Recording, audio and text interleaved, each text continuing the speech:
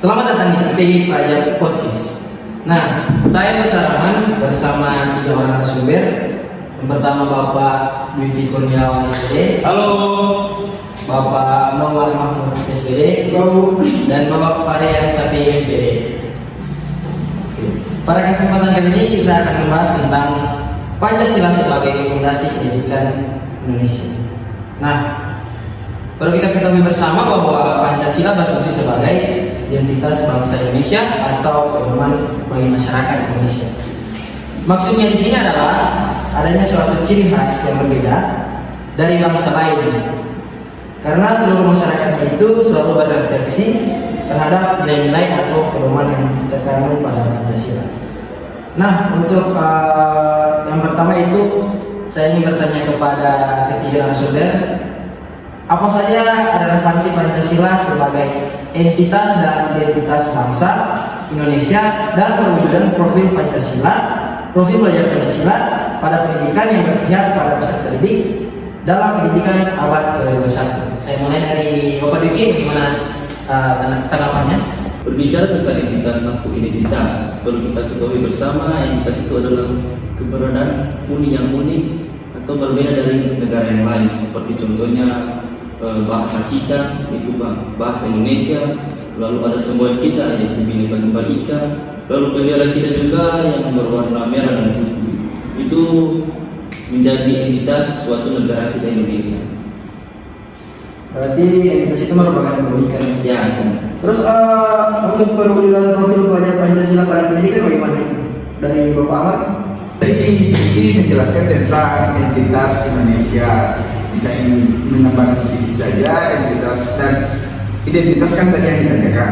Ya, identitas Indonesia itu ya seperti ciri khas dari Indonesia itu apa saja. Jadi kebudayaan, berbeda kebudayaan, suku bahasa dan bangsa berbeda-beda, tiap pulaunya beda-beda. Bahkan satu pulau itu belum tentu hanya satu ini, tapi ada banyak. Seperti saja Sulawesi. Jadi Sulawesi Utara ini kan tidak hanya suku Minahasa, tapi ada suku banyak lain, ada suku di Pulau Mondo dan sekitarnya juga. Nah, untuk implementasi profil Pancasila ke mana? Ke pendidikan abad 21 ini, misalnya itu dari ketuhanan. Satu, di Indonesia kita juga bisa kita tahu banyak agama yang berbeda-beda, tapi hanya satu yang disebutkan dari ketuhanan. Kan tidak menjudgment atau apa satu Tuhan saja, tapi segala Tuhan. Nah, mungkin ada lagi tentang kebinekaan global. Kebinekaan global di situ juga termasuk dari salah satu termasuk dalam identitas Indonesia dan juga bisa diimplementasikan di pendidikan abad 21 ini. Kan di sekolah sekarang kan tidak hanya satu, misalnya ada orang dari daerah lain sekolah di tempat di Minahasa, misalnya di sekolah saya ada yang dari Papua, kulitnya berbeda, pokoknya perawakannya berbeda, tapi dia bisa diterima di sini. Jadi itu salah satu implementasi dari kebinekaan global yang ada di pendidikan abad 21 ini. Terus mengapa perlu adanya profil pelajar Pancasila dalam sistem pendidikan yang ada di Indonesia? Ada Mungkin Bapak bisa. Mengapa pentingnya? Mengapa perlu adanya profil pelajar Pancasila dalam sistem pendidikan yang ada di Indonesia? Kalau untuk berbicara soal profil pelajar Pancasila kan sudah kita ketahui ada 6. Nah, ke-6 itu saya kira adalah hal yang penting kita lakukan di sekolah-sekolah kita, karena mengingat bahwa pengaruh globalisasi yang terlalu deras itu bisa-bisanya itu melunturkan culture yang ada di Indonesia, khususnya untuk bagaimana Pancasila itu bisa eksis kembali dan bagaimana kita tidak dalam paham bahwa Pancasila itu adalah hal yang kita pertahankan, tapi justru kita berdaya. Ini kan Bapak sudah bilang ada 6 ilmu. Nah, contoh penerapan profil pelajar Pancasila dari keramnya dimulai dari bagaimana bertakwa, meningkat global, gotong royong, mandiri, kreatif, dan benar kritis itu bagaimana? Contohnya? Kalau untuk di sekolah saya di SDN 4 Mendano, penerapan atau implementasi yang pertama itu apa? Beriman dan bertakwa itu sudah dilakukan. Contohnya saya berikan pada saat apel pagi itu secara bersama-sama siswa diajak oleh guru untuk membaca Alkitab untuk yang agama Kristen. Untuk yang agama Kristen membaca Alkitab. Nah, dan untuk yang agama Islam yang membaca Al-Quran. Oke. Kalau Untuk perjanjian global gimana? Itu yang seperti yang saya sebutkan tadi di SDN saya kan dia dari suku berbeda tapi bisa diterima dari di suku yang dominan ini. Jadi mereka tidak saling menjudge salah satu. Jadi mereka saling menghargai, ya saling menghargai. Terus untuk contoh implementasi dari gotong royong itu seperti apa? Implementasi gotong royong kan seperti kan di sekolah itu kan selalu setiap Jumat kan ada kegiatan Jumat bersih. Nah, Jumat bersih itu salah satu kegiatan gotong royong antara guru, siswa, dan semua elemen masyarakat di lingkungan sekolah itu kan bekerja sama. Itu salah satu bentuk gotong royong. jadi bukan cuma Jumat saja lagi ya. Iya. Pada hari pun kan bisa dilihat ada jadwal piket kebersihan. Nah, itu kan ada beberapa siswa kan. Iya, iya. Nah, itu kan bisa termasuk dalam gotong royong. Terus dalam poin mandiri, contoh implementasinya itu seperti apa? Kalau mandiri di sini bisa kita lihat dalam pembelajaran. Itu guru menugaskan atau apa itu? Memberikan lembar kerja peserta didik yang dikerjakan secara mandiri oleh peserta didik itu dikerjakan dengan sendiri tanpa ada bantuan kelompok. Terus untuk poin dari kredit bagaimana itu pendapat Bapak? Kreativitas itu kan salah satu kreativitas yang salah satu bentuk sekolah itu membentuk kreativitas anak kan. Jadi kreativitas itu dibentuk dari pembelajaran atau pendidikan seperti pendidikan mandiri seperti tadi yang dibilang oleh Bapak Ricky kan diajarkan tentang mandiri dan akan menjadi kreatif. Ini dia akan menjadi kreativitas anak itu akan muncul di sini. Kalau untuk kreativitas di SD yang 1 itu kemarin ada membuat sebuah karya. Itu dari kemanfaatan barang-barang bekas. Itu satu contoh yang ada cycle. Ya. Terus untuk yang poin terakhir di sini benaran kritis. Kalau benar kritis ini bisa kita kaitkan dengan pembelajaran lagi. Pada saat contohnya saya minggu lalu saya mengajar, itu saya menerapkan siswa untuk melihat video dulu. Itu mata pelajaran apa? Itu mata pelajaran tentang matematika bangun ruang. Nah, siswa menganalisis video dan saya menanyakan apa sajakah bangun ruang dalam video tersebut. Lalu juga pada saat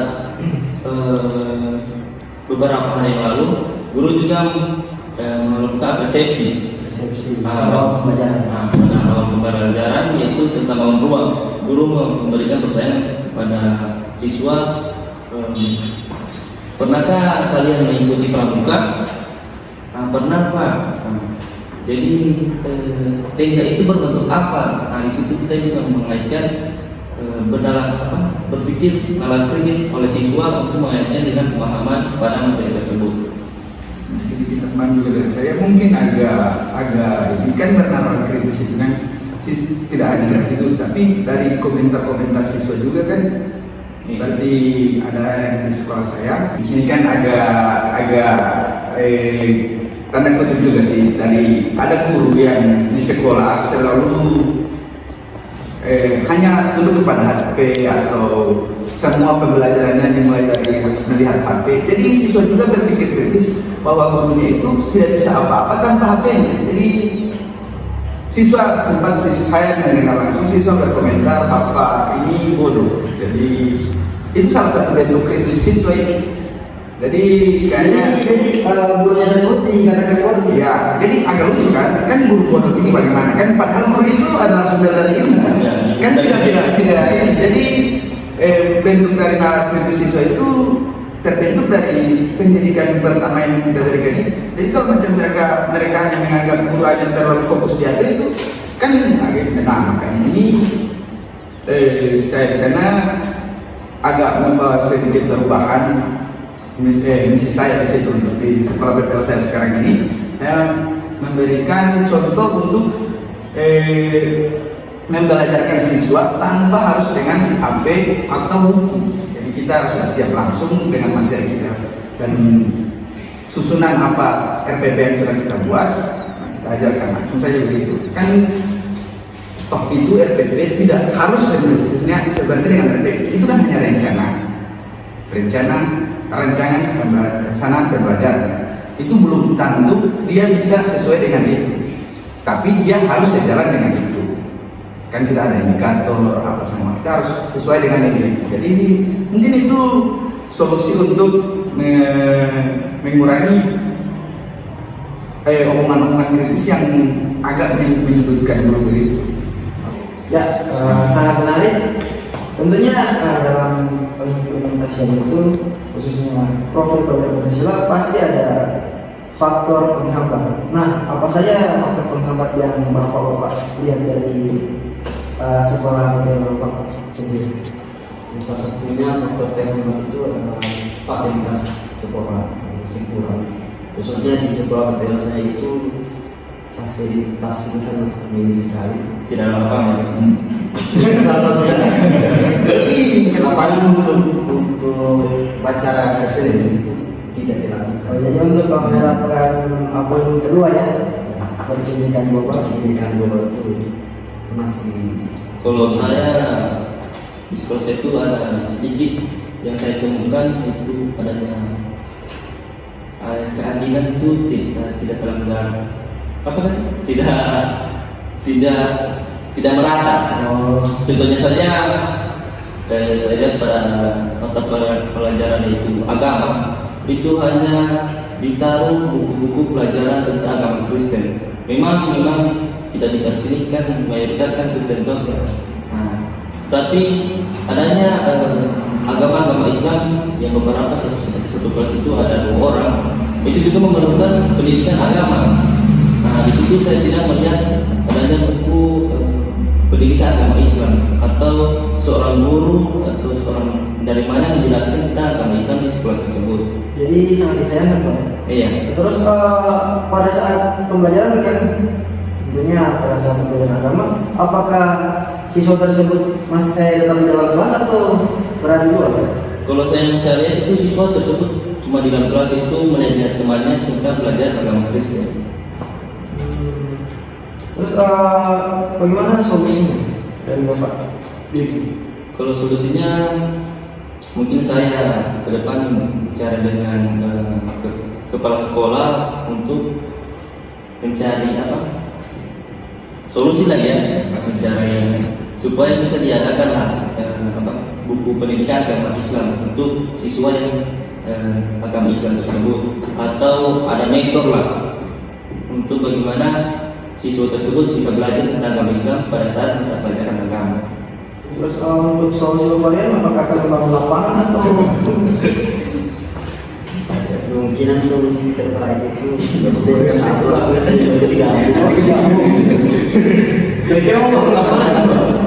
terlalu dengan cara yang namanya itu tidak mudah. Yang sekolah SDM kan. Kalau SD 2 Oke, sangat menarik sekali pembahasan kita pada hari ini, yaitu Pancasila sebagai fondasi pendidikan yang ada di Indonesia. Pendapat-pendapat dari narasumber kita, 3 narasumber. Nah, itu yang akan menjadi tugas kita nanti sebagai calon guru profesional atau sebagai seorang guru. See you next time di PPG Prajabatan Live Podcast. Terima kasih, Bang. Terima kasih.